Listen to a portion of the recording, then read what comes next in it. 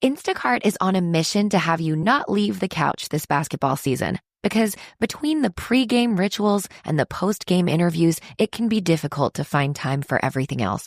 So let Instacart take care of your game day snacks or weekly restocks and get delivery in as fast as 30 minutes. Because we hear it's bad luck to be hungry on game day. So download the Instacart app today and enjoy $0 delivery fees on your first 3 orders. Service fees apply for 3 orders in 14 days, excludes restaurants.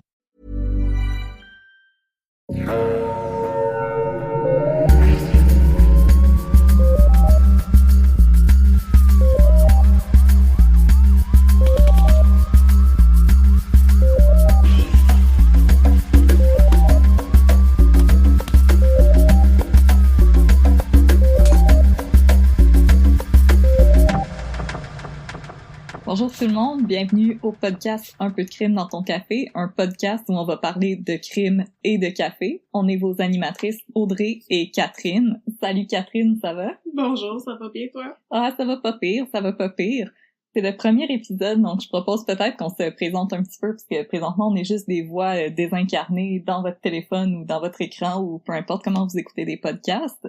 Alors Catherine, présente-toi. Oui, bonjour, moi je m'appelle Catherine, je suis écrivaine et je trippe sur le crime et le paranormal depuis que j'étais petite et que ma mère me montrait des films sur Al Capone.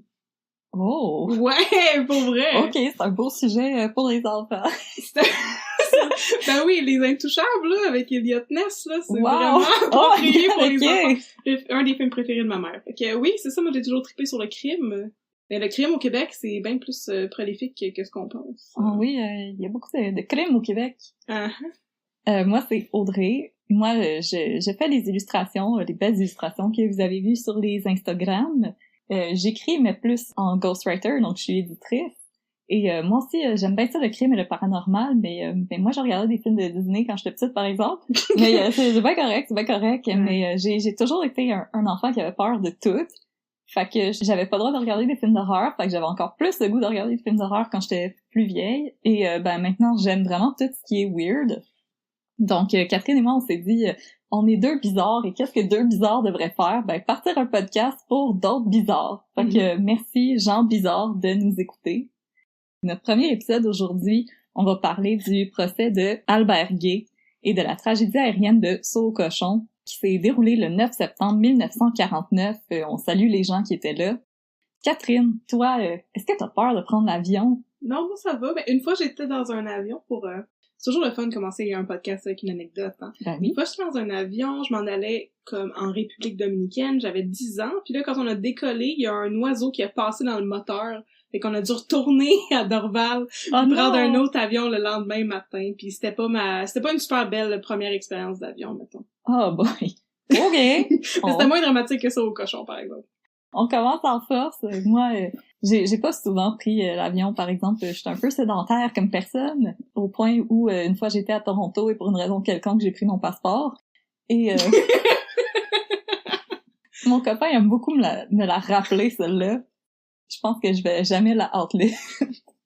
Mais non, j'ai pris l'avion... je pense que... Non, il est jamais rien arrivé. J'ai pris l'avion pour aller... en Autriche, puis la pire affaire qui est arrivée, c'est que on nous a pas dit d'aller ramasser nos valises, on pensait qu'elle allait être transférée toute seule, fait qu'on a failli se ramasser pas de valises. Ah ouais, classique. Mais en même temps, c'est correct, je suis tweet, mais je m'assume.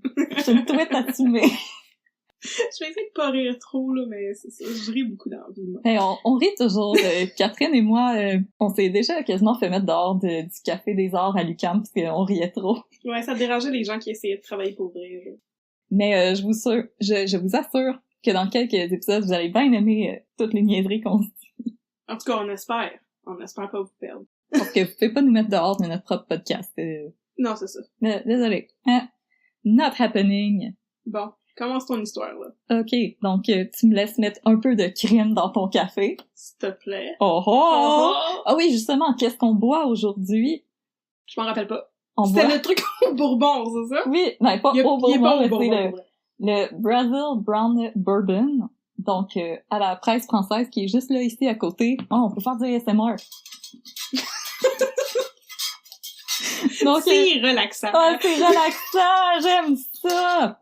Donc, c'est ça qu'on boit. Donc, si vous aussi vous voulez boire du café avec nous, on vous y invite. Vous pouvez boire d'autres choses aussi, je vous juge même pas. Mm-hmm. C'est le confinement. Faites ce que vous avez besoin pour survivre. C'est vrai. Aujourd'hui, on va parler de la tragédie aérienne de Sauve au cochon. Le vendredi 9 septembre 1949 à 10h25 du matin, un DC-3 de la Canadian Pacific Airlines quitte l'ancienne Lorette, un aéroport de Québec, dans un trajet suivant plus ou moins le fleuve Saint-Laurent. Le vol 108 avait débuté ce matin-là à 9h à Montréal et devait terminer sa course à Sept-Îles, environ 300 miles de Québec. J'ai oublié de faire la conversion, vous m'en excuserez. 300 miles? Des miles? 500 km? Genre un petit peu moins que ce que le gars de The Cars, il marcherait... beaucoup moins, lui, c'était 500 miles. Oui, quand même. L'avion était moins en forme. Moins en amour. Mon estimé, c'est 500 km. Fait que 500 km de quelle ville? J'ai perdu le fil. De Québec. Je perds le fil vraiment rapidement. On va être de Québec. Québec-Montréal. Prends des notes, Catherine, là. Come on. À bord de l'avion, 19 passagers, dont 3 enfants en bas âge, ainsi qu'un équipage formé de 4 membres. Tout le monde était canadien, à l'exception de 3 hommes de New York, Monsieur E. Tapan Stanner. J'ai rien inventé, je vous le jure, mais ça sonne comme quand je tape trop fort sur mon clavier quand je suis pas de bonne humeur. Tatam! Faut pas rire les noms des gens. Ok, non. Monsieur Tapan Stanner, oui. Arthur D. Stork. Moins pire. Et Russell J. Parker. Ah, c'est correct, ça. Ouais, c'est correct. Ils étaient le président désigné et le vice-président de la Kenneth Copper Corporation. Dans le fond, ils jouaient au trou de cul à bord de l'avion. Ça passe le temps. La présence à bord des 3 hommes d'affaires influents enflamme d'abord les médias nord-américains qui couvrent le procès dans une atmosphère sensationnaliste. Il y avait pas de Kardashian dans ce temps-là. Wow, le procès, t'as pas dit qu'est-ce qui s'est passé, là? Non, c'est que l'avion s'est écrasé. Ah, bon, ok, c'est ça. Spoiler! C'est pour ça que c'est toi l'écrivaine, c'est pas moi. Okay, Spoiler alert, l'avion s'est écrasé. Quel procès? Qu'est-il arrivé à ces hommes? Il y a quelqu'un qui a triché au trou de cul. Aussi, il s'agit du premier attentat terroriste contre un appareil aérien en sol nord-américain. C'est nouveau pis tout le monde était bien énervé, c'était du jamais vu, les gens étaient comme WTF. Vraiment? Hey! C'est ça j'allais dire, tabarnouche. Donc le vol des C3 avait un arrêt prévu à Bécomo. Plusieurs passagers devaient y descendre, dont Madame Joseph Alberguer, née Rita Morel, une jeune femme au foyer de 29 ans, originaire de Québec, qui devait récupérer 2 mallettes contenant des montres et des bagues qui avaient été laissées par son mari 3 semaines auparavant. Je vous rassure, ou je vous déçois, Madame Morel et son mari, c'était pas des pirates. Au contraire, le mari en question était plutôt un bijoutier de la ville de Québec qui avait oublié ses mallettes dans un hôtel de Bécomo. Sa généreuse épouse avait donc accepté d'aller les récupérer pour les ramener à Meuzon, à Québec. Mais là, des fois, le vol 108, il pouvait faire un arrêt à Forestville, un petit village de bûcherons situé entre Québec et Bécomo. 10 minutes après avoir quitté Québec, le pilote du DC-3, le capitaine Pierre Lorrain, un vétéran avec 7 ans d'expérience comme pilote sous la ceinture, fut avisé par un appel radio de l'ancienne Lorette qu'on pouvait laisser faire Forestville. C'est plate, Forestville. 10-4 répond le valeureux capitaine Lorrain. Ce furent ses dernières paroles. 10 minutes plus tard, à 10h45, l'avion qui volait dans un ciel clément fut littéralement déchiré par une explosion. Celle-ci fut si forte qu'elle fut entendue par des gens habitants de Sauve-au-Cochon, un petit village de pêcheurs situé au bord du fleuve Saint-Laurent. Les témoins rapportent avoir vu un immense nuage de fumée blanche s'échapper du côté gauche de l'appareil. L'avion fit ensuite un tour serré vers le nord et en quelques secondes, on perdit le contrôle et on s'écrasa directement dans une dense forêt de conifères au bord d'une falaise du nom de Cap Tourmente. Mais voyons donc. Elle portait bien son nom, cette falaise-là. Oui, c'est ça. À bord, tous les passagers furent instantanément tués au moment de l'impact. En termes de victimes, il s'agit du 3e pire accident de l'histoire de l'aviation canadienne. Un autre élément qui contribua à attirer l'attention sur cette tragédie. À l'époque, un journaliste du Montreal Star posa la question « Mais qu'est-ce qui a causé cette explosion? » Bonne question. Et, se répondant à lui-même, il déclare « Le seul homme qui pourrait nous répondre figure parmi les morts. » J'espère qu'il a écrit du policier après, ce monsieur-là. Ben oui, c'est ça, il y avait une autre carrière. Là. Hey! Mais non. L'homme qui pouvait répondre à cette question, il était pas mort, mais pas pantoute. L'homme qui pouvait répondre à cette question, ben il était en train de siper un espresso sur la terrasse du frein, direct à côté du château Frontenac. Ben capté dans sa chaise, il attendait l'explosion comme le monde se plante sur le pont Jacques-Cartier l'été pour admirer les feux d'artifice de la ronde, comme si des feux d'artifice, on n'avait rien vu. Ok, j'ai un commentaire à faire. Je pense pas que les gens buvaient de l'espresso à cette époque-là. Oh. C'est en quelle année?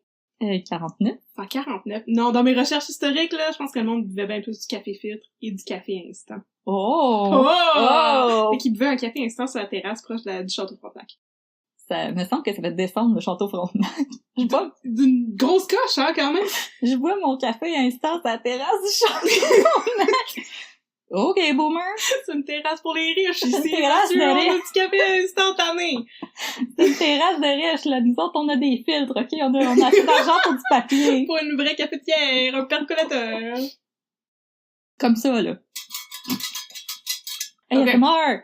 Ça meurt! Fait que, ce monsieur Pauluche pour Saint-Saëns qui sipait pas des espressos parce que c'était pas le temps, c'est Joseph Albert Gay, un natif de Québec catholique et francophone. Gay est né le 22 septembre 1917 à la paroisse Saint-Sauveur, le plus jeune de 5 enfants d'un freineur de la Canadian National Railway qui fut tué dans un accident de train, tandis que Gay n'avait que 5 ans. What, un freineur? Là, Catherine, j'étais bien curieuse. Ouais. J'ai été me renseigner pour savoir c'est quoi un freineur. Ben, c'est ça ma question. À qui j'envoie mon CV, ça a donc l'air le fun. Puis, ben, c'est tout simplement la personne qui est en charge d'appliquer les freins aux wagons de train. À l'époque, c'était un des emplois les plus dangereux en Amérique parce que le freineur devait marcher sur le toit des wagons pour appliquer les freins, mais aussi pour voir s'il y avait des problèmes de mécanique, s'assurer que les bagages ou la cargaison n'étaient pas en train de tomber, chasser les freeloaders et faire attention aux batailles de toit de train entre James Bond et des espions russes. Ben voyons donc! c'est donc Je suis ben sûre drôle! que ça arrivait souvent. Ben ça se peut, oui. Oui, si je me fie aux films d'action, ça arrive tout le temps. Ben oui. Donc, comme vous en doutez, sûrement cet emploi-là, ben, il existe plus. Fait que les gens qui sont en train d'updater leur CV, arrêtez-moi ça tout de suite. Parce que maintenant, écoute. Ça ne peut plus rien avoir de beau. Ben non, moi, j'aurais aimé ça être téléphoniste puis juste plugger des fils. Moi aussi, j'aurais aimé ça! J'aurais fait mes ongles à longueur de journée puis j'aurais plugué des petits bouts dans des petits bouts. Oui! Tu parles avec plein de monde en plus. Ben oui! Ben oui! Hello! J'ai des nouvelles de tout le monde tout le temps! Ben c'est ça! Mais non, maintenant, avec l'apparition des freins à air comprimé qui peuvent être opérés depuis la cabine de contrôle, ben on n'a plus besoin de gens téméraires qui montent sur le toit des trains. Maudits robots qui volent nos jobs. Décourageant.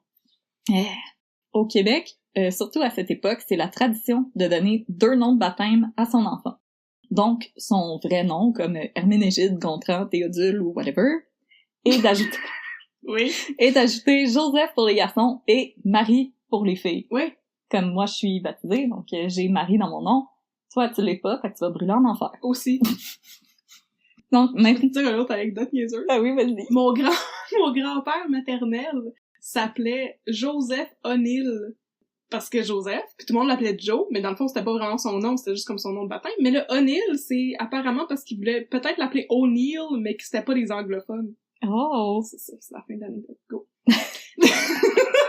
Vous allez tout savoir sur nous à la fin du podcast. On a des anecdotes liées à tout ce qui se passe là-dedans, Écoutez. même si c'est historique, là, ouais. Maintenant, la majorité des gens lâchent le patronyme biblique pour juste garder leur prénom. Donc, je m'appelle Audrey et non Marie. Mais pas Monsieur Gay. Non, non. Joseph Albert Gay, lui, dans sa tête, il est plus important que tout le monde. C'est un spécial. C'est ça, c'est un spécial. C'est pas un bizarre, c'est un spécial. Non, non, il est spécial, il est extra. Il est extra. Fait il a gardé Joseph. C'est comme ton ami qui veut devenir un rapper puis qui insiste pour que tu l'appelles par son patronyme de rapper, ou le chum de ma cousine qui veut absolument que j'appelle Bra, même si c'est moi qui a de l'air épaisse quand je pognais pour dire ça. Donc, Joseph Albert Gay, il est pas chicks, il est petit, il est maigre, il est nerveux, puis il a un front sur lequel un avion aurait pu se poser. C'est ta faute, ça? Ben, il ressemblait à Lurch dans La Famille Addams. Juste pour te Oh mon donner, Dieu! Non, ok. une idée, là? Oui. Mais en petit. C'est pas Lurch. Petit On fait Lurch. pas du body shaming, mais ça s'approche de Frankenstein, là. Ouais. Ok, d'accord. Il était un Lurch portatif. Oh! Fait que Gay, il aime les vêtements extravagants. Oui. Et il souhaite devenir un crooner et un conducteur d'orchestre. Hein? Donc, il est un triple threat. Pis il devient bijoutier, en plus. Hey! C'est vraiment funky comme vie en 1959. Amène ça le bling-bling, là, c'est... Yeah. Yeah. Pour répondre à la question que tu m'as absolument pas posée, Catherine. Oui, quelle est-elle? Albert Gay, il avait aucun talent musical. Albert Gay avait-tu un talent musical? Non, il n'y a pas de talent musical. Ah. Il avait une voix bien normale, puis selon l'article du New Yorker qui a servi de source, il aimait siffler les chansons qui étaient number one au hit parade. Comme si ça avait suffi à le rendre célèbre. Il était pas mal savage, le journaliste du New Yorker. Fait que dans le fond, Albert Gay, c'est vraiment ton ami qui est un aspiring rapper. Personne n'ose lui dire que... C'est Lil Albert Gay. On veut bien laisser une chance au coureur, mais à un moment donné, il faut lui dire qu'il est pourri. Il faut. Maintenant, avec TikTok, le talent, c'est plus nécessaire. Ah non, il serait devenu un TikToker. Ah, il serait clairement devenu un TikToker, là. Mm-hmm. Après la mort de son père, Albert Gay et sa famille déménagent à Limoilou, en banlieue de Québec. À Limoilou. Limoilou. Comme beaucoup de jeunes à l'époque, Albert, il était pas beaucoup éduqué, mais il était quand même intelligent et pas mal cocky. À 16 ans, il fréquente les salons de billard, où il se fait un peu d'argent de poche en vendant des montres et des bijoux. Tabarnouche, ok? Hey, bling bling! En 1941, il décroche un emploi à l'Arsenal de Saint-Malo, dans la ville de Québec. Cet emploi lui a permis de skipper la guerre. Ben, c'est ça j'allais dire, ok. Parfait, Oui. l'Arsenal. Oui, c'est l'Arsenal, parce qu'il fait des bombes, fait qu'il n'y a pas besoin d'aller les pitcher. Oui, c'est ça. Je les ai fait, attends, ouais, fais le reste de la job. C'est une bonne raison. Et, donc, il a pu skipper la guerre, mais pour arrondir ses fins de mois, Gay continue de vendre des bijoux, mais cette fois-ci aux employés de l'usine. Coudon, il y a une fixation sur... Les bijoux. Sur les bijoux. Ouais, ça, il tente de devenir joaillier, là. C'est une vraie pile, là. Ouais. Ça brille. Puis là, grâce à ses manigances, il a pu s'acheter un char. Hey, hey! Tabarnouche. Hey! Méchant monsieur. Ben oui, mais ça. Là, ben, il y avait un char, fait que les employés madame de l'usine, ils le trouvaient pas mal beau, ce jeune homme célibataire. Ouais, j'avoue qu'à l'époque, il y avait pas beaucoup d'hommes qui travaillaient les usines, non plus. Non, c'était beaucoup de madames pendant la guerre. Mais, écoute, ils ont découvert d'autres choses, hein. C'est comme Ladies Night. Ladies Night des usines. Oui! Yes! OK. Et le monsieur, il a un auto. Il ressemble à Frankenstein. Il ressemble à Frankenstein, mais c'est bon, il y a un char. Oh! Hello! Il y a plein de beaux jours. Tu sais, à l'époque, il y avait pas des magazines People pour savoir que John Hamm y existait, hein. Non, c'est ça. Non. Non. Ni tous les beaux acteurs de l'époque. Je sais pas c'est qui les beaux acteurs de l'époque. Genre, Humphrey Bogart? Oh my god. C'est un beau monsieur. C'est comme un beau monsieur. Humphrey Bogart. Albert Gay, le bachelor de Limoilou. Yes. Grâce à son char et ses bijoux qui sortaient de je sais pas où, parce que c'est vrai j'ai jamais trouvé d'où venaient tous ces bijoux qu'il vendait. Il a pu séduire une autre employée de l'usine, Rita Morel. Oh! La madame de tantôt. Oh oui! Rita Morel, pour l'époque, c'était toute une babe. Non seulement elle avait de beaux grands yeux bruns, l'article du New Yorker tient à stipuler qu'elle avait toutes ses dents. Ben, c'est bien. Hey, écoute, je peux même pas en dire autant. Comme aujourd'hui. Aujourd'hui, c'est rendu normalisé, mettons, mais oui, pour l'époque, c'est quand même pas pire. À l'époque, tu mettais ça sur ton CV. Ben là, maintenant. Donc, le couple Morel-Gay se marie en août 1941 et ils emménagent ensemble dans un appartement de la basse ville de Québec. À l'époque, ce quartier-là, il a plutôt mauvaise réputation parce qu'il est habité par des gens plutôt pauvres qui sont jamais parvenus à se sortir de leurs conditions de vie franchement pas idéales. Donc, majoritairement des ouvriers et des chômeurs. Autre que la belle Rita, Albert Gay a fait la connaissance de Marguerite Ruet en travaillant à l'Arsenal. Oh non. Même si Gay était 9 ans plus jeune qu'elle, les deux sont rapidement devenus des bons amis. Oh my god, cougar. Cougar much. Ah non, mais attends, Ah non, mais attends, Marguerite, là, elle est pas mal le fun. Je pressens le triangle amoureux qui s'en vient. Là. Oh! Donc, si Gay avait pas un statut social particulièrement élevé, il est quand même une coupe d'échelons au-dessus de Marguerite, et celle-ci était touchée qu'un homme avec un certain standing, a.k.a. un char, lui accorde de l'attention. À plusieurs reprises, celle-ci s'est décrite comme étant une mère pour Gay. Ah! Oh, c'est bizarre, ça. Oh oui, j'aime pas ça. Hi. Pour les habitants de Québec qui les connaissaient tous les deux, celle-ci aurait même été plus que ça pour Gay, if you know what I mean, nudge nudge wink wink. Je suis bonne faire des prédictions 2 secondes avant que les choses arrivent. Mais hey, en réponse à ces rumeurs, Gay se serait tout simplement exclamé à un ami, « Non, mais l'as-tu vu? » Tout un gentleman. Yes. Albert Gay. C'est un bro, hein? Hey, c'est un bro. Un vrai bro. C'est un bro avec son char pis son bling. Ouais. Check ma belle Chicks là-bas, elle a 9 ans de plus que moi. Qui a toutes ses dents. Oh! Mais c'est pas elle qui a toutes ses dents, c'est Ah non, ça c'est Rita. Non, yes. Il y a 2 chicks avec leurs dents, là. Hey! C'est le fun, cette usine-là! Marguerite, pour sa petite histoire, elle est née en 1908 à Saint-Octave, au sud-est du Québec. Ouh! Et là, Catherine, son père, il était cuisinier dans un camp de bûcherons. Non! Oh oui! Comme ma grand-mère! Oui, tu veux-tu expliquer à nos auditeurs? Ben oui, là je vais la raconter comme il faut l'histoire, ce que mes parents m'ont confirmé, là. Mais quand mes grands-parents paternels se sont mariés, fait que pas Joseph O'Neill, l'autre, mon grand-père puis ma grand-mère sont allés travailler dans un camp de bûcherons. Fait que là, mon grand-père était le bûcheron, puis ma grand-mère, elle épluchait des patates. Puis il paraît qu'elle pouvait éplucher une patate en 15 secondes. Sacrément. Chac, toi, là. Elle avait combien de doigts? Elle avait tous ses doigts, puis Oh, wow. probablement toutes ses dents. Écoute, c'était toute une madame. Fait que là, c'est ça qu'ils sont allés faire, les parents de madame Ruet. Juste son père, par juste son exemple. père, ok, wow. Mais ça a l'air d'être une job le fun. Mais faut dire aussi que les bûcherons, ils ressemblent tous à Oscar Isaac. Fait que... Ben, c'est pas mal ça, là, dans notre Ouais. imaginaire collectif. Tu regardes les pays d'en haut, là, pis c'est pas mal ça le profil avec lequel ils sont allés. Il y a personne qui se casse de prix là-dedans. T'sais, moi, moi, j'irais éplucher des patates, pis je serais comme, check ce que je fais avec mes mains, devine quoi d'autre que je fais avec mes mains. Ça se dit pas, ça, dans un camp de bûcherons, là. Je peux le dire avec mes yeux. Oh, ça, c'est bon. Pis mes mains. Les femmes avaient plus de décence que ça dans le temps. Voyons donc. Ah boy. J'aurais montré mes chevilles. Mais là, pour en revenir à Marguerite, elle est décrite comme une bonne vivante qui, déjà à 22 ans, passe 2 mois en prison après avoir vendu illégalement de l'alcool. C'est pas une bonne vivante, ça, c'est une criminelle. C'est une bonne vivante, elle donne la contrebande d'alcool. Voyons donc. Avec Al Capone! Avec Al Capone. Il était de même! Oh mon Dieu. J'ai pas fini ma description, Oui, là. excusez. Elle était également décrite pour être agréablement disposée envers les hommes. Et la rumeur veut qu'elle ait donné naissance à 14 enfants venant de pères différents. Fait qu'elle a couché avec 14 gars.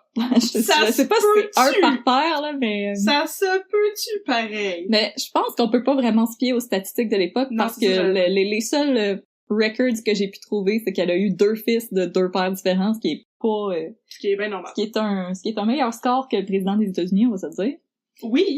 Par ailleurs, après son arrestation pour sa participation à l'attentat contre la Pacific Airlines, Marguerite, elle a rien perdu de son enthousiasme habituel. Mm-hmm. Elle s'entendait à merveille avec les détectives en charge de son interrogatoire. Et la coquine... Oh, la police! Ah, t'es-tu prête? Elle est allée jusqu'à tirer l'oreille du chef de la police municipale pendant une de ses comparutions au palais de justice de Québec. Tabarnak! Hey, de même, le twing-twing! Hey! Pendant une autre comparution, pendant qu'elle était escortée par un garde, elle a entamé une petite chanson d'amour en l'honneur du chef de police Mais voyons donc! Qui s'intitulait « Quand nous sommes tous les deux ». Ben voyons! Elle te frotte autour de la tête, ça, mais ça! Ok, ouais. Marguerite, c'était pas responsable d'autant de morts. J'aurais aimé ça avec ton ami, je pense qu'on aurait eu du fun. Je pense que ce serait bien entendu. Une soirée karaoké. Bon, à creuser des matelots. À creuser des beaux policiers pis à tirer des lobes d'oreilles, là. Des matelots, des policiers pis des bûcherons. En tout cas, si Gay jure à corps et à cri qu'il y avait rien entre Marguerite et lui, c'est pas parce que Albert était un époux fidèle. No. Même s'il aimait se promener dans les rues du quartier en se plaignant au curé que le monde allait mal pis que les gens y avaient plus le sens des valeurs, ben, Gay, il aurait peut-être dû s'écouter parler parce qu'il y avait une coupe de squelettes dans son placard, pas juste parce que c'était l'Halloween. En effet, Monsieur Gay y enfilait les maîtresses, et c'est par ailleurs l'une d'entre elles qui sera à l'origine de toute la débandade à suivre. À l'époque, puis je sens que j'apprends absolument rien à personne, le Québec, sous le règne de Maurice Duplessis, à qui on va probablement dédier un épisode éventuellement, puisque c'est un méchant tout croche. Il a une belle moustache. Ouais, c'est la seule belle affaire chez lui. Oui. Le Québec est encore contrôlé par la religion catholique. Ainsi, non seulement l'Église a son mot à dire sur la politique et l'économie, elle a aussi son mot à dire sur ce que vous faites dans vos chambres, ma gang de vous autres. pour tous ceux et celles qui ont regardé les Tudors, vous le savez, l'Église catholique puis le divorce, là, ça va pas ensemble. Fait que si Gay désire se séparer de Rita, le divorce, c'est pas vraiment une option. Autre fait intéressant à savoir à propos du divorce à l'époque, c'est que non seulement ça coûtait cher, mais aussi un seul motif était vu comme valable. Et le motif, c'était l'adultère. L'adultère, ben oui! T'as fait tes devoirs. Ton devoir conjugal. Ça fait partie de mes recherches historiques. Les motifs de divorce des années 40. Oui. Allez, plus pas tes patates assez vite. Maintenant, vous vous dites sans doute, ben, il était seté, notre monsieur Gay, il était adultère anti-pépère, ce monsieur-là. Ah, c'est ça? Mais non. Il est juste divorcé si vous soupçonniez votre douce moitié de commettre un adultère. Puis pas sortir dans un bar, vous pogner un beau marin, un bûcheron ben cote pis demander le divorce, là.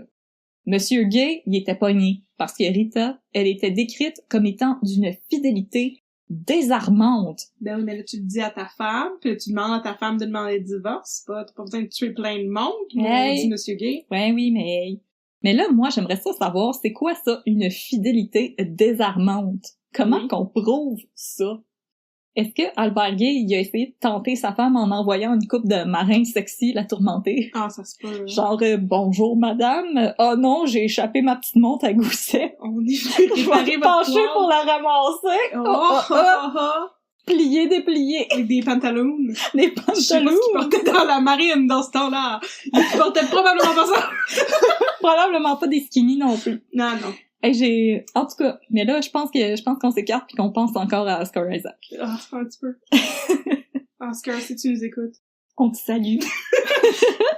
Vers la fin de la guerre, Gay avait amassé assez d'argent pour quitter son emploi à l'Arsenal et devenir bijoutier à temps plein. Mon Dieu, le rêve.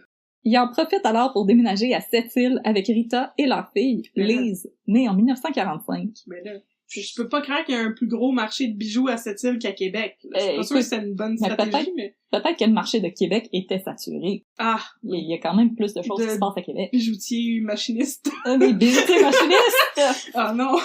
C'est quoi déjà? Ah oui, Guitare Couture! Dans le film. Qui est une vieille révérence. La maison familiale va servir de base à ses opérations.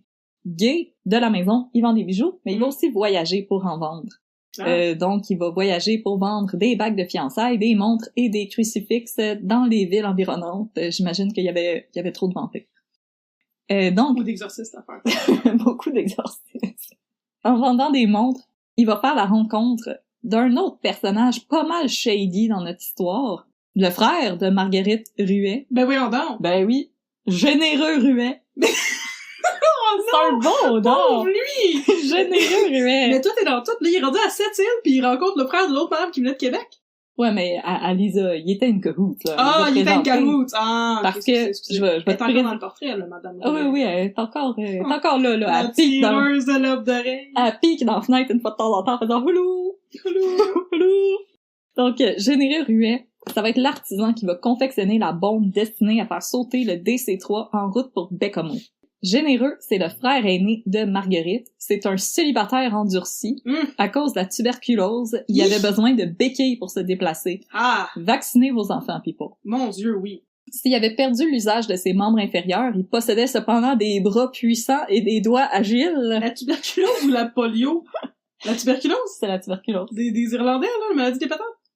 C'est vraiment raciste ce que je viens de dire. On coupe ça! On coupe au montage! Oui, c'est ça!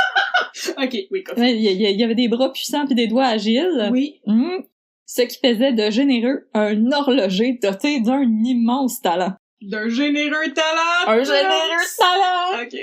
Mais Généreux, c'était un homme qui, comme les gens dans la toune des Rois du Monde, il se foutait pas mal de la morale. Non, pas pour vrai! Oh, on raconte que pendant qu'il était hospitalisé chez les Bonnes Sœurs, Généreux réussissait à recevoir régulièrement la visite d'une dame de la nuit.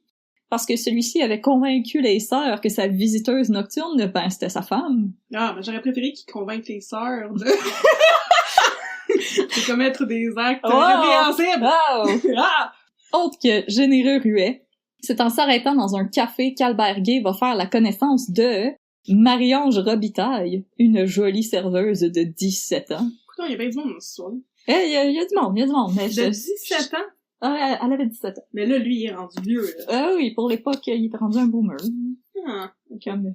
Oh, l'article il de a mort. passé le cap de la moitié de vie. Ah oui. Ah, Ben, d'accord. ça achevait, là. Ah. Elle le sait qu'elle est trop jeune pour lui, la belle Marie-Ange, Ben, donc c'est elle pas lui ment. Et elle lui dit qu'elle a 19 ans. Ben, c'est aussi pire, là, mais oui. Ouais. Qui se ressemble s'assemble, Oui. et Gay va mentir à son tour aux parents de Marie-Ange en leur jurant qu'il est un jeune célibataire du nom de Roger Anger. Ben voyons, ils sont bien mauvais pour généreux Ruet, c'est son vrai nom, là, mais... Attends, Roger Anger, en fait, était le nom d'un chanteur populaire à l'époque. Oh mon Dieu, c'est un vrai nom! Oui, mais tabarnouche, garochez-vous pas sur Spotify. J'ai fait des recherches, puis j'ai absolument rien trouvé. Il était peut-être pas tant number one au hit parade. C'est tombé dommage.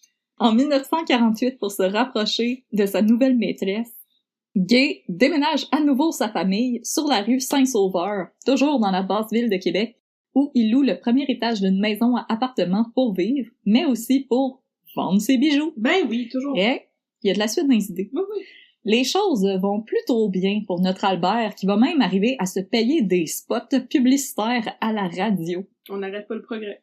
Malheureusement, après avoir remis un chèque sans fond à la station, le DJ se venge en déclarant que si tu veux une montre brisée, Albert Gay, il est là pour toi. Mon Dieu, rancunier en Hey. tabarnouche. Hey, Ok. mais maintenant, on voit les origines de la radio à Québec. Hein? Oui. Mais, hein. Il était déjà Oui. savage en Des fois de paiement, 1940. on va te salir en ondes, c'est Eh, fini. on va Voyons te donc. donner la fessée devant nos auditoristes. Ok.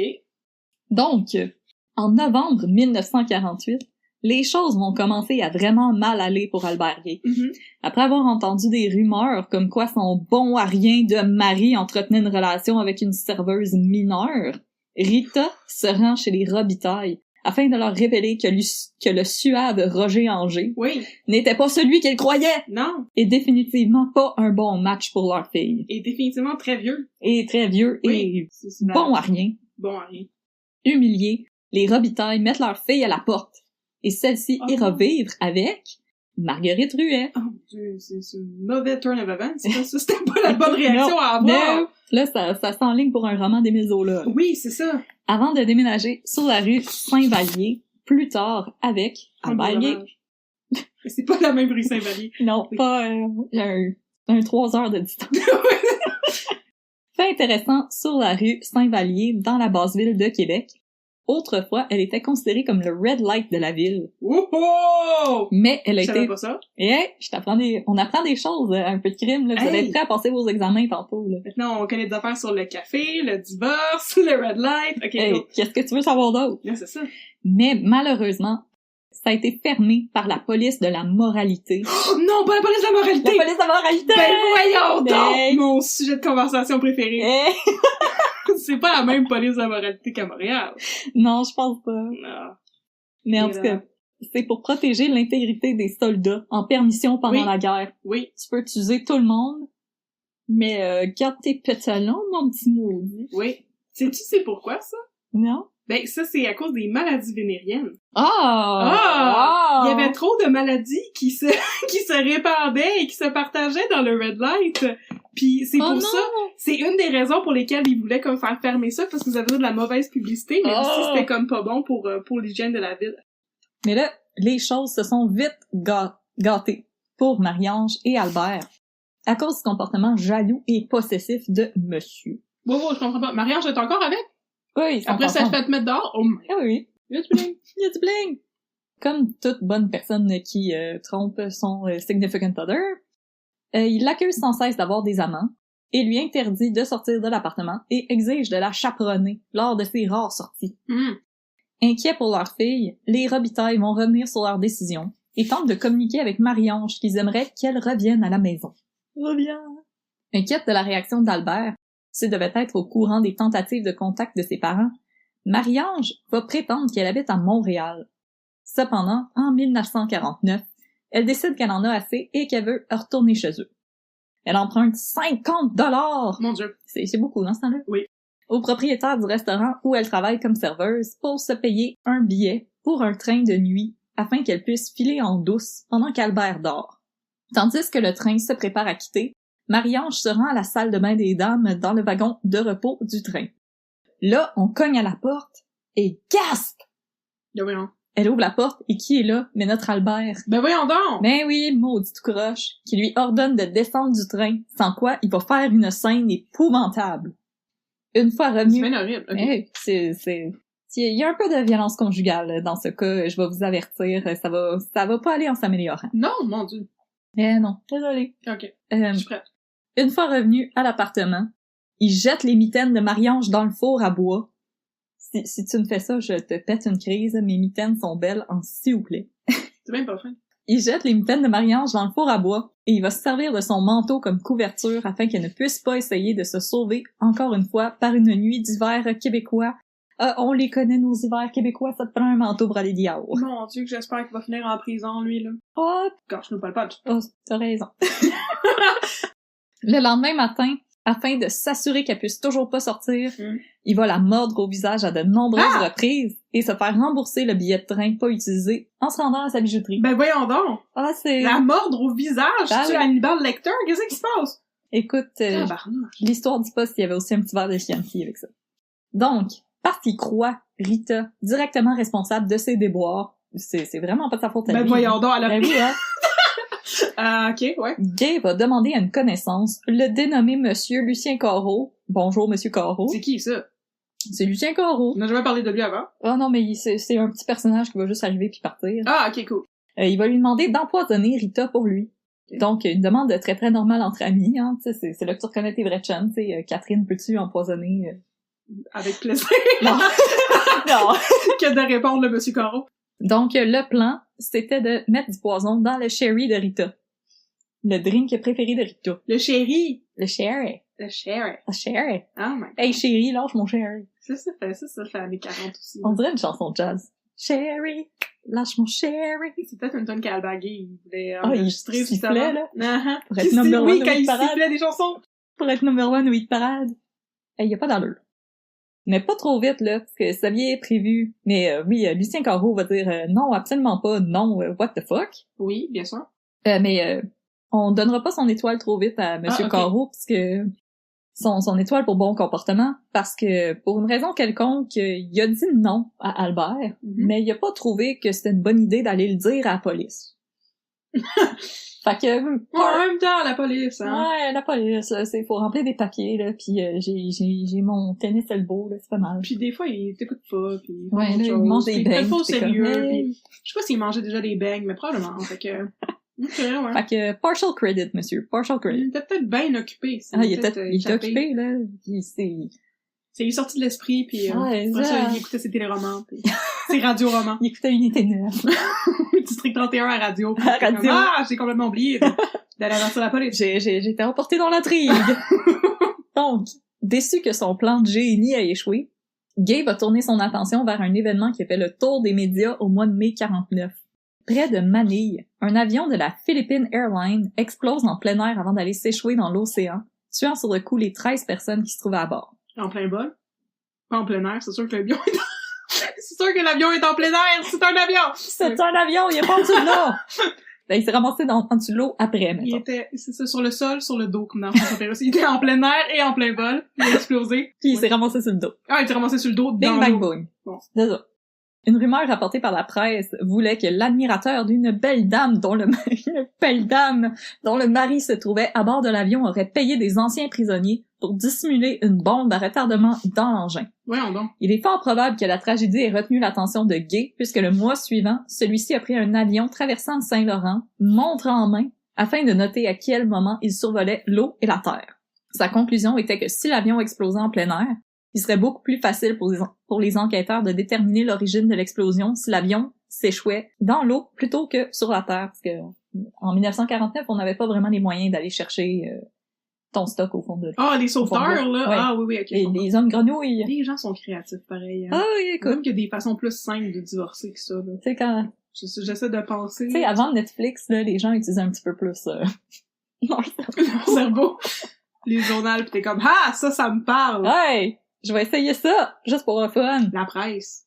Mais là, après son fameux voyage pas louche pour Saint-Saëns, Rita, elle en avait plein son casse de son mari. Donc, au début du mois de juin 1949, elle a pris ses clics pis ses claques pis elle est retournée vivre avec sa mère, Madame Wilfred Morel. Rita. Bravo, Rita, you go girl.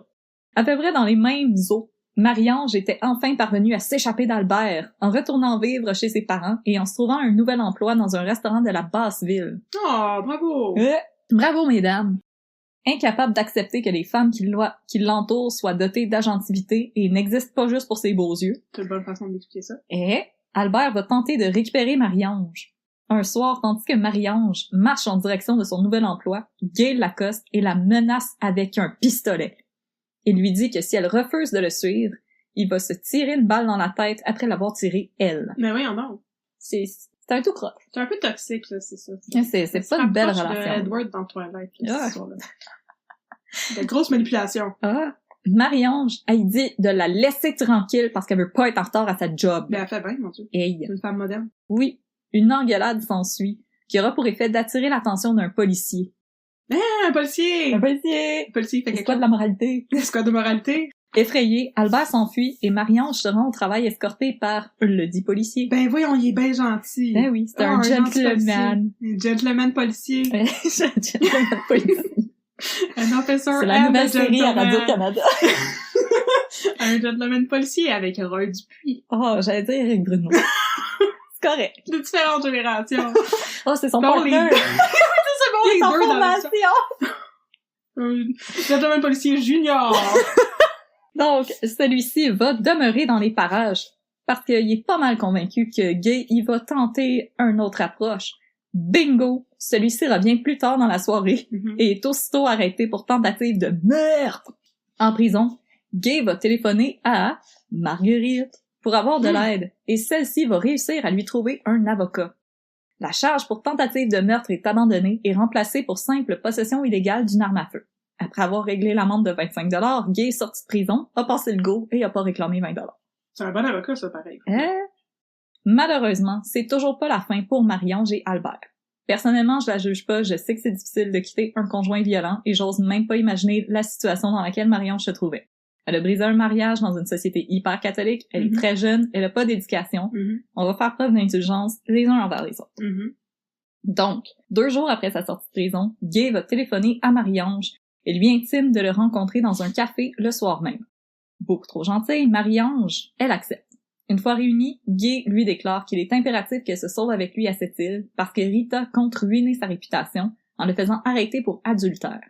Après un voyage rapide à Montréal pour gâter Marie-Ange et le convaincre de sa bonne foi, Gay et sa maîtresse vont prendre un avion pour cette île, et si Marie-Ange avait pas été violemment malade tout le long, elle se serait peut-être rendue compte de l'attention particulière que Gay portait au paysage et à sa montre. Et à sa montre, c'est ça! Hey.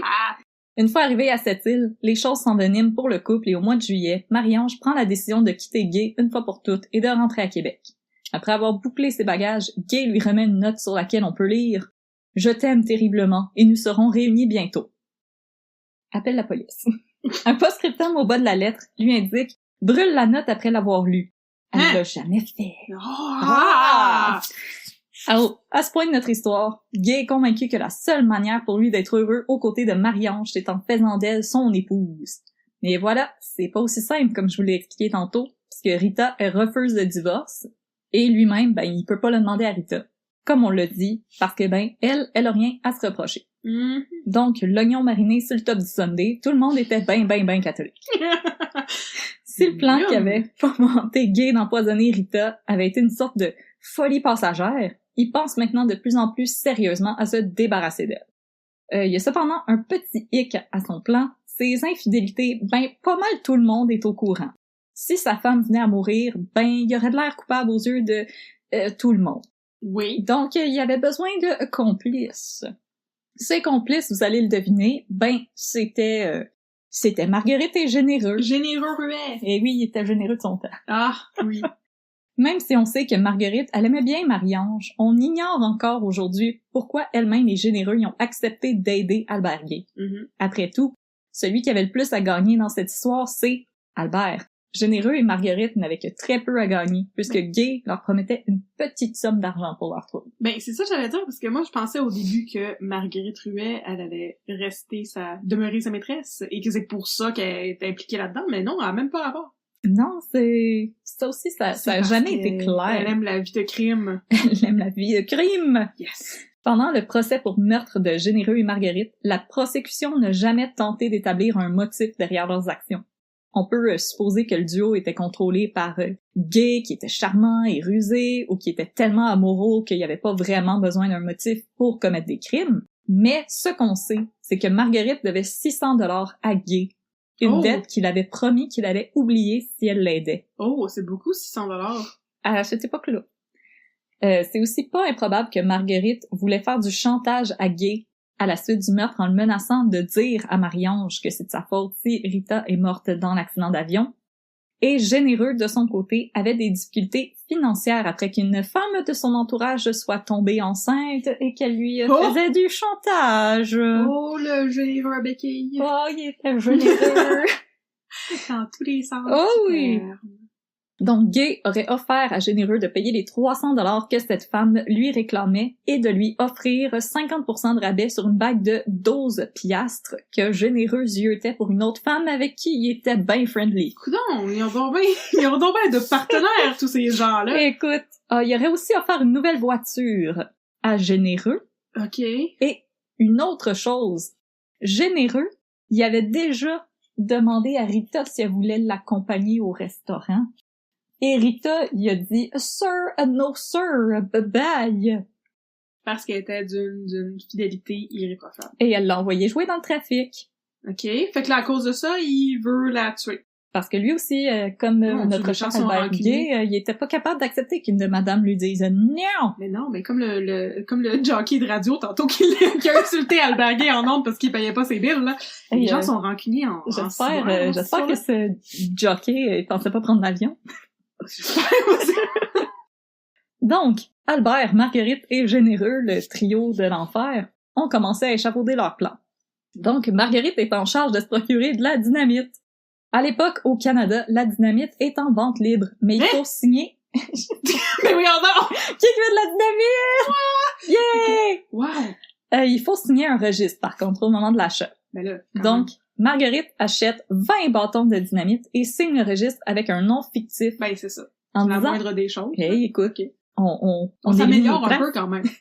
Elle convainc le commis du magasin que l'achat est destiné à une dame de Rivière-au-Pin qui voulait faire exploser des souches d'arbres.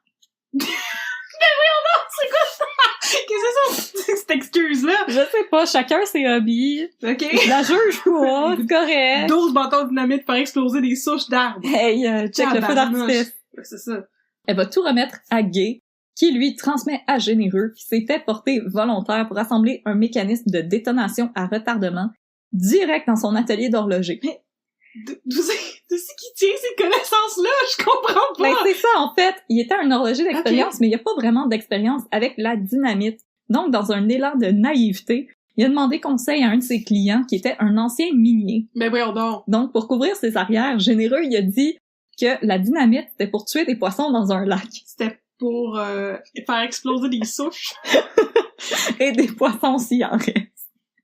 Parce que, je sais-tu, moi, il y avait pas le temps de niaiser avec une canne à pêche. Non, c'est POW! C'est sûr qu'il y a un truc comme ça dans les Simpsons. Il me semble que ça a pas de sens comme scénario, là. Avoue que ça sonne comme quelque chose de très cartoon. Oui, c'est très cartoon. Mais le client dit à Généreux que non, c'est pas une bonne idée de jouer avec de la dynamite. Puis de poser des mécanismes d'horloge dessus. Encore moins. Et de plutôt utiliser de la chaux pour tuer les poissons. Mais une canne à pêche, un filet, oui, non, peut-être, je sais pas, je dis ça de même. Donc, laissés à eux-mêmes, Généreux et Albert ont commencé à travailler avec succès sur leur mécanisme de détonation. Mais là, entre-temps, Marguerite, elle a eu une autre idée, que si elle avait été retenue par nos comparses, elle aurait sauvé 22 vies. Ingénieuse, Marguerite propose de faire appel à un chauffeur de taxi avec qui elle était bien friendly et le convaincre d'emmener Rita et Albert à bord de son taxi pour une petite balade en campagne. La bombe à retardement, elle aurait été dissimulée dans le coffre de la voiture. Et à un certain point, le chauffeur aurait fait à semblant qu'il y a un petit problème de mécanique Et lui et Albert sont partis ensemble chercher de l'aide en demandant à Rita de demeurer proche de la voiture pour s'assurer que personne n'essaye de la voler. 5 minutes après le départ d'Albert et du chauffeur, boum! La bombe aurait explosé. C'est généreux et Albert, il était bien down avec ce nouveau plan-là. Le chauffeur de taxi, lui, ça il tentait pas trop de faire côté son taxi. C'est ça, j'allais dire. C'est assez dangereux. C'est comme, c'est quoi ma job après, tu sais? Donc, pendant il y aurait plus de taxi. Il y a plus de taxi. J'avais même pas pensé à ça. Embarque sur mon skateboard. Dans ma calèche. Dans ma calèche! Pendant un petit souper dans son appartement, où est-ce que Marguerite a essayé de convaincre le chauffeur de participer au plan, il est parti de l'appartement en lui disant que c'était pas une bonne idée. Mais là, Marguerite s'est rendue compte qu'elle a été peut-être un petit peu trop... qu'elle a donné un petit peu trop d'informations à quelqu'un. Ouais, comme un généreux qui parle de faire exploser des poissons, là. C'est un peu compromettant, ça aussi. Fait que, elle est allée chez le monsieur, puis elle a fait le fameux reverse Uno. Mais non, c'était juste une joke! C'était juste une joke! Ben il non! a tiré le lobe d'oreille, puis il a dit « C'était juste une joke! » C'était juste une joke, j'ai compris. Ah oui, fait que même dans le temps, il avait déjà trouvé le truc, quand tu dis des cochonneries pis tes amis sont fâchés après toi, tu peux dire que c'est juste une joke! C'est juste une joke! Ah, d'accord. Eh non! Compris. En fait, Marguerite, elle a dit que c'était une bombe symbolique. Donc, c'était un enfant illégitime qui voulait faire disparaître en l'envoyant dans une autre ville. Une métaphore. C'est une métaphore avec des yeux. C'est pas une vraie bombe, c'est une métaphore. Une bombe métaphorique. Après l'échec du plan, Albert est convaincu que l'avion, c'est la solution pour le crime parfait. Oui.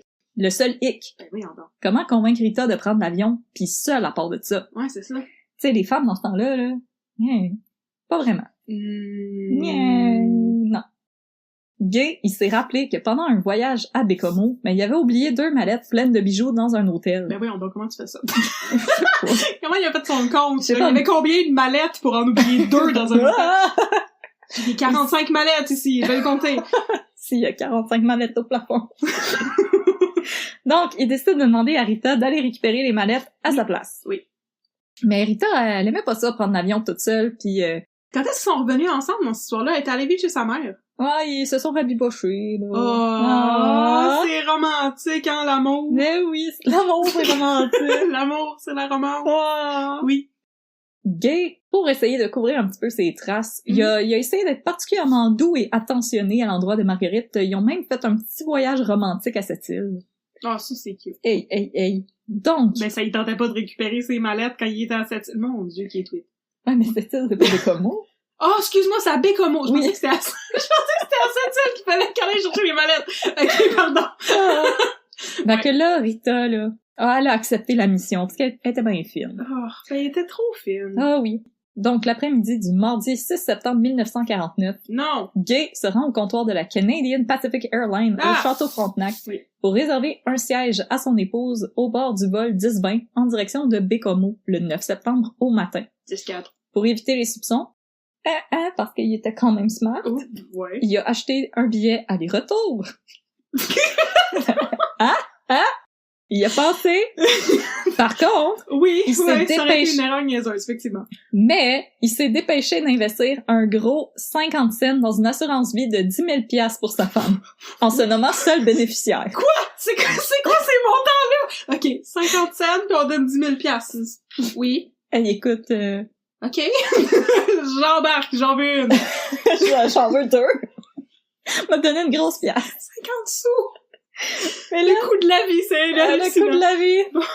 Mais quand il restait chez sa belle-mère, donc la mère de Rita, Albert, il avait l'habitude bien particulière d'accrocher ses pétalons en arrière de la porte de la salle de bain principale. Pourquoi? Je te jure que je m'en vais avec ça. Je te jure que je m'en vais avec ça.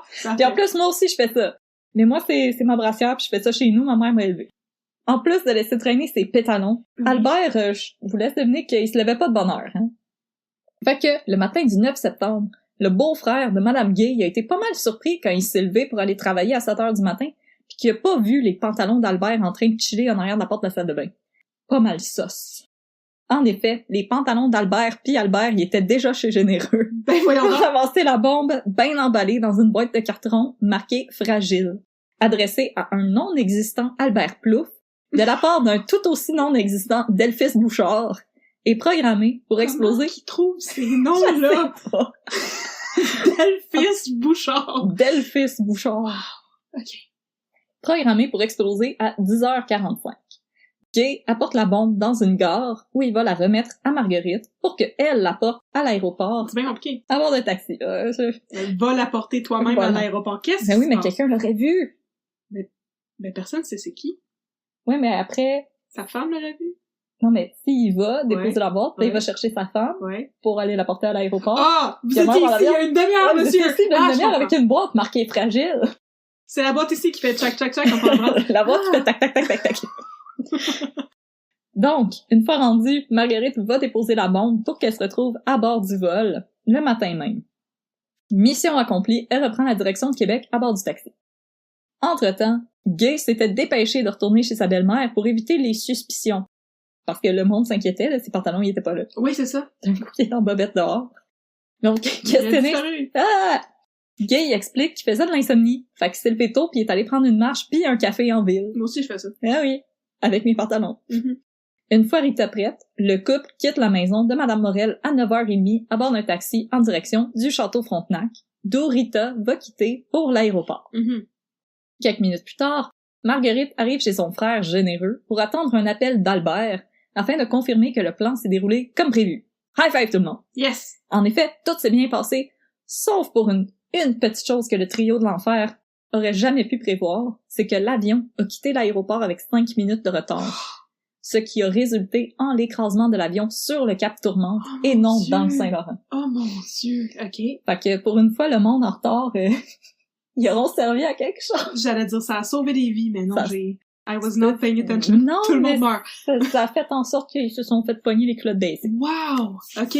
Incroyable. Donc, après avoir déposé sa femme et confirmé avec les ruets que le plan s'était déroulé comme sur des roulettes, Gay flambe dans les rues de Québec pendant presque 1 heure après le déclenchement de la bombe et rentre chez sa belle-mère où il se plaint qu'il a mal à la tête. Et là, Oui. c'est à 1 heure de l'après-midi que les premiers reportages sur l'écrasement de l'avion vont passer à la radio sans toutefois mentionner l'identité des passagers et si oui ou non il y a eu des survivants. Mon Dieu, c'est rapide. Dans Pour mon les temps pas- d'information, ça prenait des années à se rendre d'une place à l'autre. Puis, wow, OK, c'est très rapide.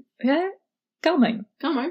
Donc, vers 3h30, Madame Morel a reçu des appels de la famille, des amis qui sont inquiets du sort de Rita. Oui. Donc, Gay va se rendre à la billetterie du château Frontenac pour demander à une employée de la compagnie aérienne Mhm. si c'est vrai que l'avion au bord duquel sa femme se trouvait a explosé. Quand la jeune fille lui confirme la chose, Albert s'effondre dans un fauteuil du lobby du château et pleure avec tellement d'intensité qu'un employé de la compagnie aérienne va faire venir un prêtre de la basilique de Québec pour le réconforter. Ben voyons donc. Hey, monsieur, t'as-tu de la peine? Veux-tu un câlin, un mouchoir, un prêtre?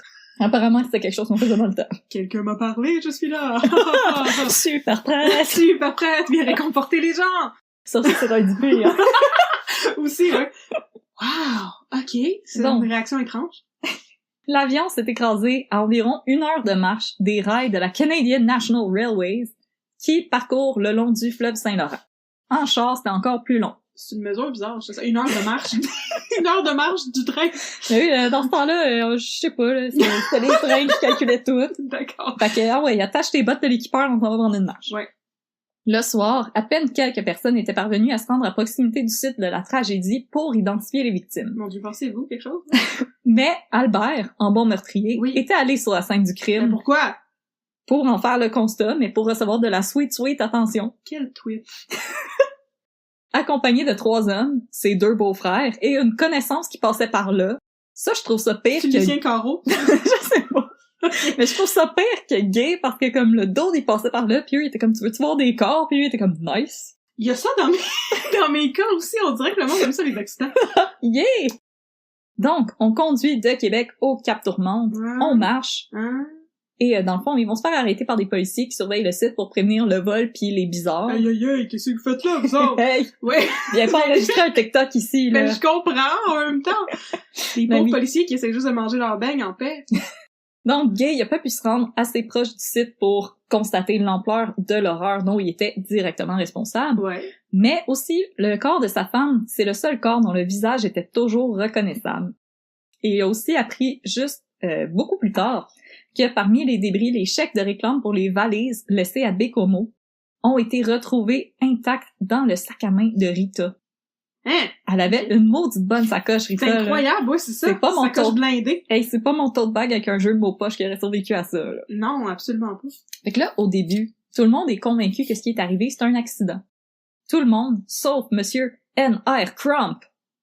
J'ai Qui dit c'est ça? Crump. Vice-président et membre du comité exécutif du Canadian Pacific. Crump savait que le DC-3 est un appareil robuste et fiable, et un des appareils de vol considérés comme les plus sécuritaires à l'époque. Ouh! Donc, il va mandater Jules Perrault, du service des enquêtes de la Canadian Pacific, Wow! de se rendre sur les lieux du sinistre. Une fois arrivé sur les lieux, il y a beaucoup d'indices qui sont assez suspects pour M. Perrault et ses collègues. En effet, les enquêteurs constatent qu'une odeur se dégage des décombres de l'appareil. Perrault est catégorique, ça sent la dynamite! Il est bien bon, Perrault, je Hey, l'aime. c'est un super enquêteur. J'aime l'odeur de la dynamite le matin. Oui, exactement! De son Ah. côté, le gouvernement du Plessis, il en a rien à foutre du nez de Perrault, et il accuse la Canadian Pacific de tenter de se soustraire à sa responsabilité civile en faisant porter le poids de la tragédie sur le gouvernement provincial. Duplessis oppose une fin de non-recevoir. Vous avez eu un accident, à cette heure vous payez. Ainsi, la police provinciale ne va pas intervenir dans l'affaire. Ça va être la société privée qui va devoir s'en charger. Autre que le gouvernement, des gens se mettaient déjà à la recherche de recours contre la Canadian Pacific si celle-ci était reconnue responsable de la tragédie. Et là, je pense que tu me vois venir. Albert Gay a téléphoné à son avocat pour lui demander pour combien il pourrait poursuivre le Canadian Pacific pour la perte de sa chère Rita. Mon Dieu! Hey, écoute. Et lui aussi, il a du front autour de la tête. Hey! Oh, il y avait tout un front. Tout un front. Le vendredi suivant, le CEO de la Canadian Pacific Airlines, attention, alerte au bon nom, George William Grant McConaughey,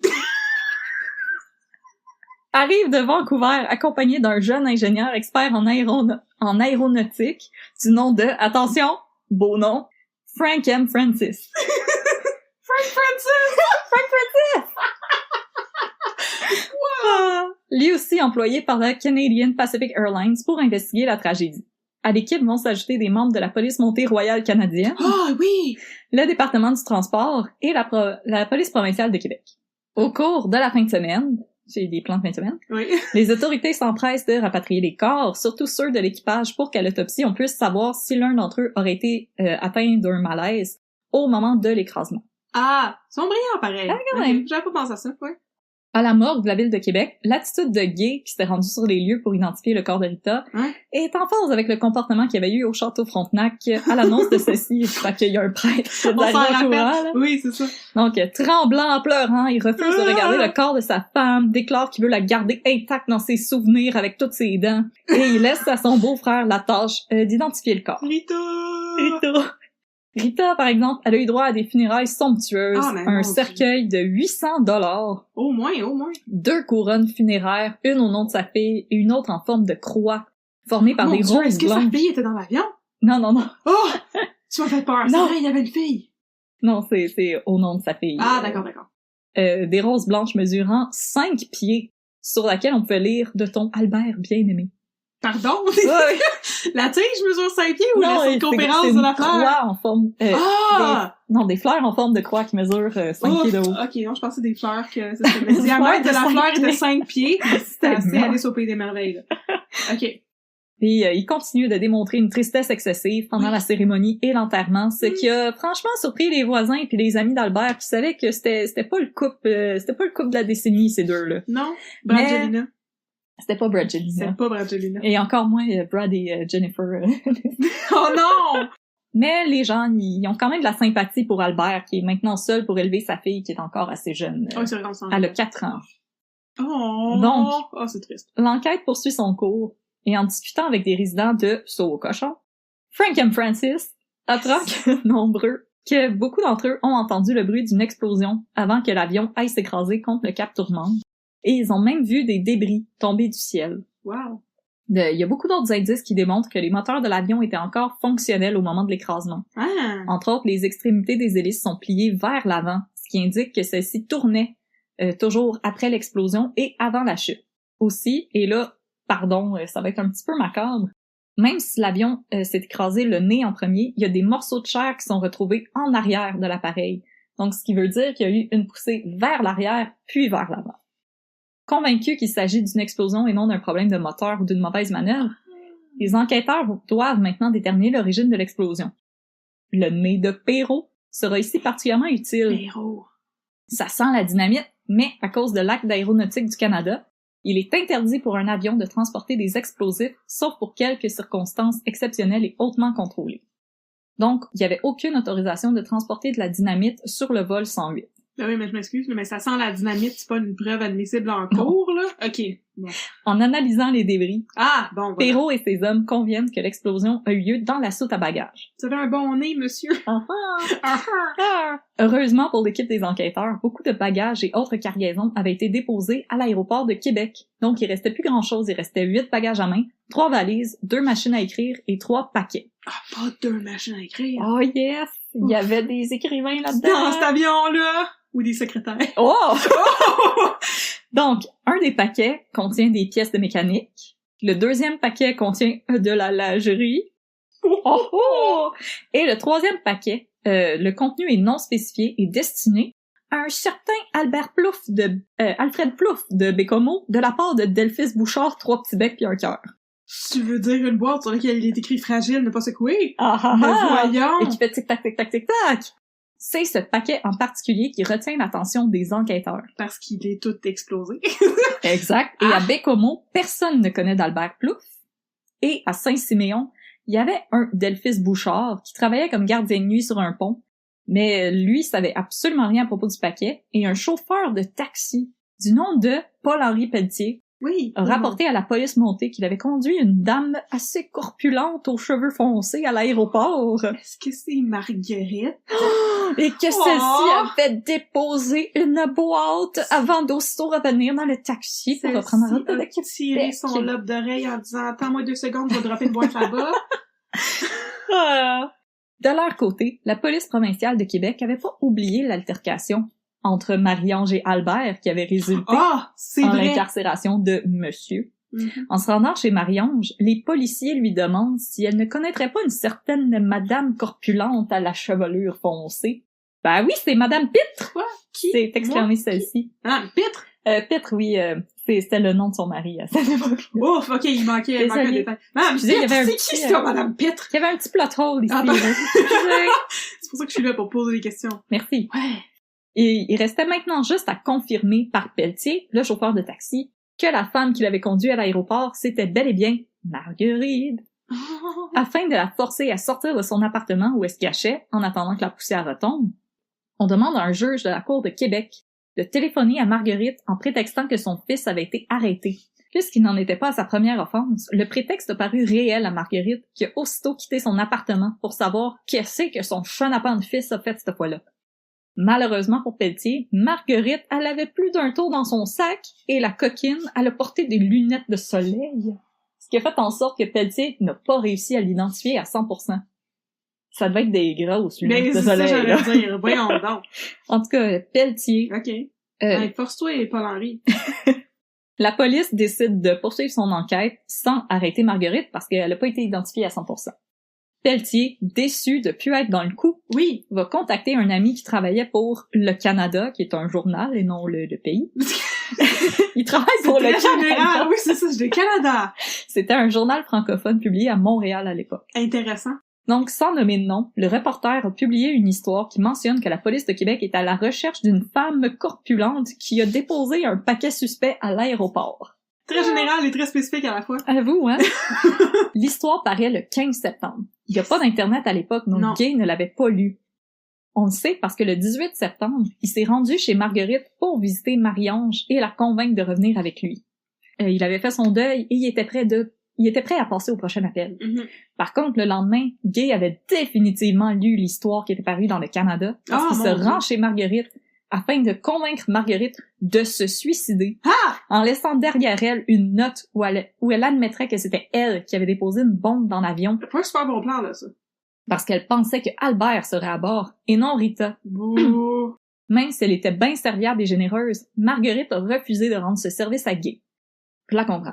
Ben ouais, c'est ça. Par contre, celle-ci s'était confiée à sa belle-sœur Thérèse. Ah, Thérèse. Celle-ci avait ensuite relayé l'histoire à son patron, qui l'a transmis à un agent de la Canadian Pacific. C'est comme un téléphone arabe. Oui, c'est ça. Le 23 septembre, les autorités se rendent chez Marguerite pour la questionner au sujet du paquet déposé à l'aéroport de Québec. Celle-ci admet avoir déposé un paquet le 9 septembre à l'aéroport de Québec. Par contre, elle jure qu'elle ne l'avait fait que pour rendre service à Gay et que celui-ci lui avait juré que le paquet ne contenait qu'une sculpture. Je faisais tic-tac, tic-tac. Le soir, Oui. Albert, qui célébrait seul son 32e anniversaire chez sa belle-mère, entendit à la radio les nouvelles concernant l'enquête policière. Paniqué, il a tenté de s'enfuir chez sa mère à Limoilou. Par contre, les autorités avaient déjà un mandat d'arrestation émis contre lui Bravo! pour l'attentat contre la Canadian Pacific Airlines. Et il fut arrêté peu de temps après son arrivée chez sa mère. Questionné après l'arrestation de son gendre, tout ce que la mère de Rita a eu à dire, c'est « C'est un gars avec ben de l'ambition. Ok. Il a tué ta fille. » Description d'une autre, là, ouais. Je le dis ça de même. Gay emprisonné, il est temps pour les inspecteurs de la Canadian Pacific Airlines de laisser les autorités de Québec prendre le relais. Les preuves furent transmises au capitaine Gia Maté, le détective en chef de la police de Québec, et à Noël Dorion, le prosécuteur en chef de la couronne dans la province de Québec. Dorion, Oh non.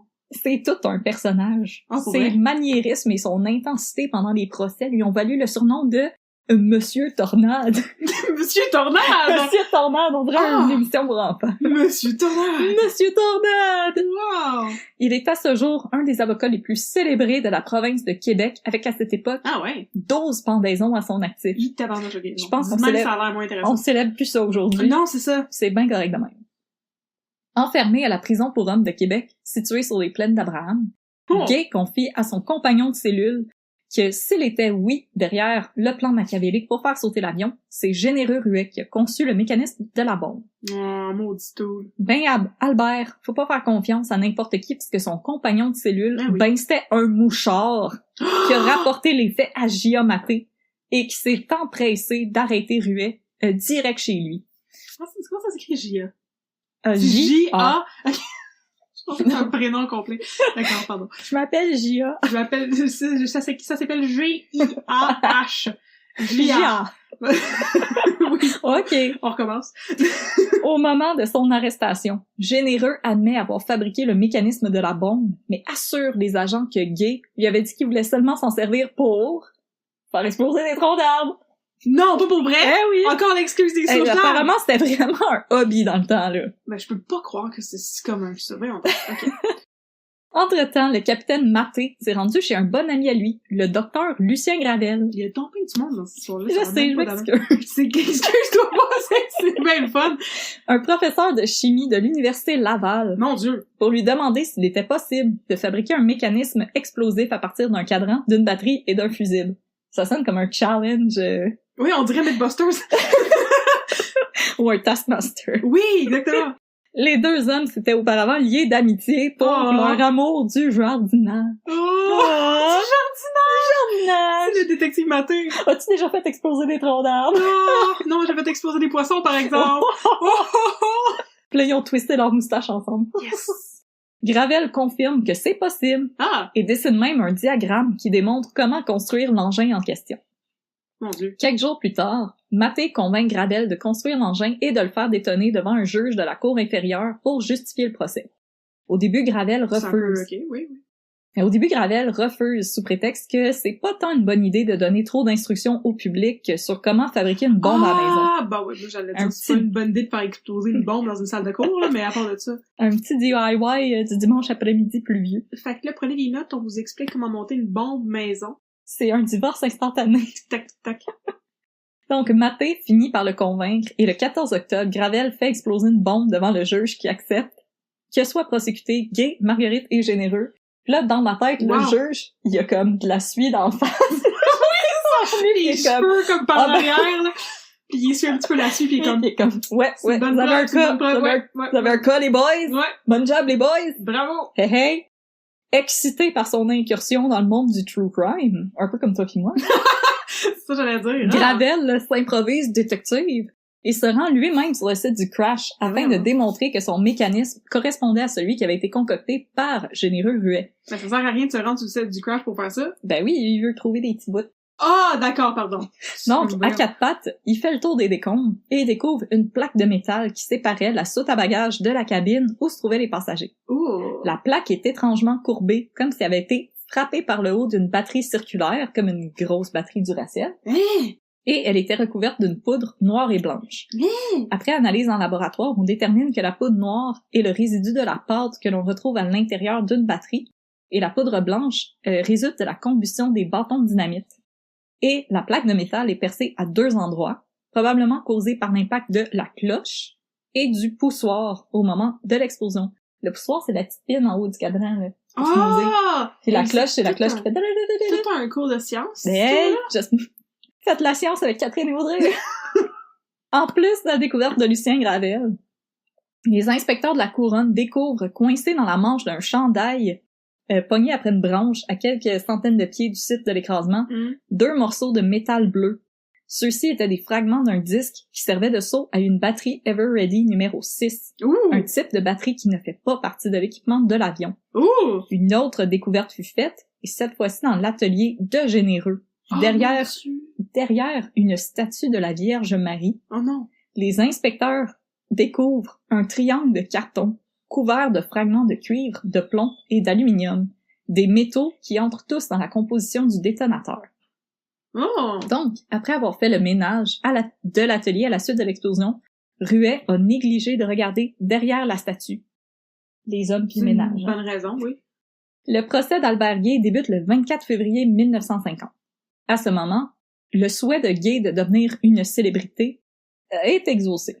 Les journaux et la radio parlent sans cesse de lui, et en plus, le fils d'une des victimes de l'écrasement avait fait un hold-up dans un liquor store du Massachusetts pour ramasser des fonds pour se rendre au Canada et tuer Gay lui-même. Ben oui, c'est quoi ça? Cette side story-là? Je sais pas, mais je voulais l'inclure. Ben oui. Le procès dure 2 semaines et demie et fut l'événement le plus couru à Québec depuis que Roosevelt et Churchill s'y sont rencontrés pour jaser puis prendre un café ensemble en 1944. Je savais même pas que c'était arrivé, ça. Moi non plus.